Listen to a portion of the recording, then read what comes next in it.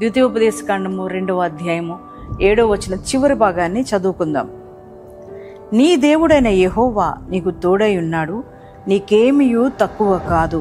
దేవుని బిడ్డ, ఒకప్పుడు నీకు తోడుగా ఉంటానని నీకు భరోసా ఇచ్చినవారు, ఒకవేళ మరి నీకు అండగా ఉంటానని మాట ఇచ్చినవారు, నీకే సమస్య రాని నేను నీకున్నాను అని చెప్పిన వారు ఈరోజు విడిచిపెట్టారేమో, ఒకవేళ వారందరూ కూడా వదిలేశారేమో.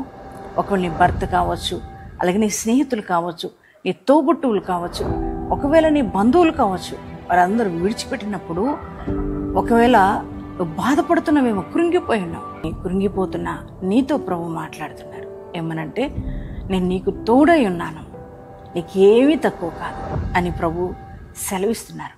కనుక ధైర్యంగా ఉంటావా? యేసయ్య మాటను బట్టి ధైర్యం తెచ్చుకుంటావా?